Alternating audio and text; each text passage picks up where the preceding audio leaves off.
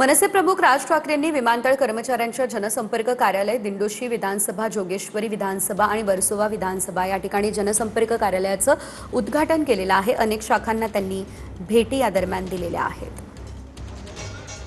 शिवाय काही नवीन शाखांचं देखील उद्घाटन त्यांनी केलेलं आहे। जनसंपर्क कार्यालयाचं देखील उद्घाटन राज ठाकरे यांनी केलेलं आहे।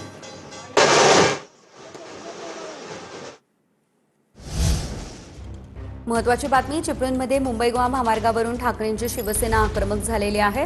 महामार्गाच्या अर्धवट कामावरून राष्ट्रीय महामार्ग कार्यालयामध्ये राडा झालेला आहे। महामार्ग अभियंत्याला भर कार्यालयामध्ये सज्जड दम दिलाय। काम पूर्ण न झाल्यास अधिकाऱ्यांना कार्यालयात बसू न देण्याचा इशारा देण्यात आलेला आहे।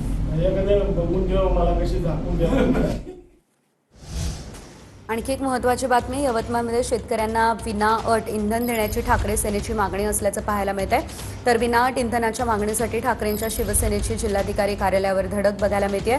तर दुसरीकडे प्रशासनानं तात्काळ सकारात्मक निर्णय घ्यावा अशी ठाकरे सेनेने मागणी केलेली आहे।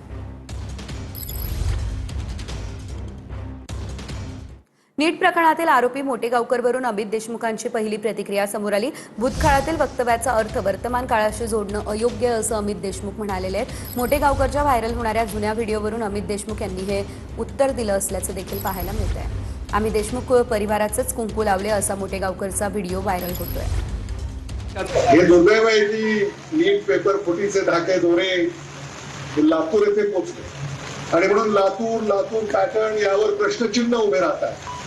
मला विश्वास आहे की लातूर पॅटर्न याही संकटातून बाहेर पडेल आणि लातूरचं जे उजळ माथा आहे, उजळ माथानं लातूर पुन्हा मग येणारी नीट असेल किंवा येणाऱ्या अनेक नीट असतील त्यात आपलं प्रावीण्य सिद्ध करेल ही खात्री मला या ठिकाणी या निमित्तानं व्यक्त करावीशी वाटते। वादळी वाऱ्यामुळे नांदेडमध्ये हरिनाम सप्ताहानिमित्त उभारलेला मंडप उडालाय। बेळेगाव थडीमध्ये अखंड शिवनाम सप्ताहाचं आयोजन करण्यात आलेलं आहे। यासाठी भव्य दिव्य असा मंडप या ठिकाणी उभारण्यात आला, पण सायंकाळच्या सुमारास आलेल्या वादळी वाऱ्यानं हा मंडप पडला। महाप्रसादाच्या स्वयंपाकाचं मोठं नुकसान झालेलं आहे। छत्रपती संभाजीनगरमध्ये वादळी वाऱ्यासह जोरदार पाऊस आला आणि जोरदार वाऱ्यामुळे अनेक ठिकाणी घरावरील पत्रे देखील उडालेले आहेत। नागरिकांची तारांबळ उडाली असल्याचं आपल्याला या ठिकाणी पाहायला मिळत आहे।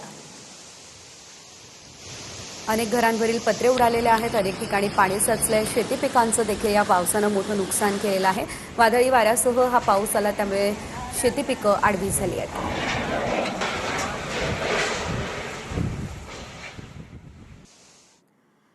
दुसरीकडे जालना जिल्ह्यात पावसानं हजेरी लावली। पावसामुळे केळी बागांना मोठा तडाखा बसला। वादळी वाऱ्यासह झालेल्या पावसामुळे परतूर तालुक्यामध्ये केळी पिकांचं नुकसान झालेलं आहे।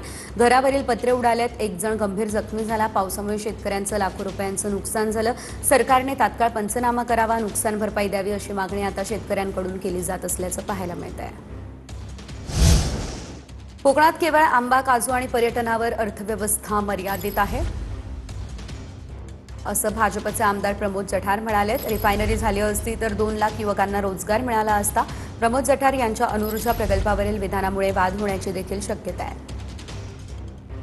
जर रिफायनरी झाली असती तर इथे लाखो सिलेंडर गॅसचे इथेच भरले गेले असते। 2 लाख पोरांना रोजगाराचा प्रश्न इथेच मिळाला असता। 2017ला आणला आपण। मला सांगा, आम्ही रोजगारावर बोलायचं, सगळ्या गोष्टीवर बोलायचं, आणायचं आणि कोणीतरी संघर्षासाठी उभा राहणार आणि तो कुठल्या तरी NGOच्या माध्यमातून पैसे घेणार आणि तो त्याच्या घरातली सिलेंडर भरणार। माझ्या 2 लाख पोरं रत्नागिरीतली, सिंधुदुर्गात 2100 गाव आहेत।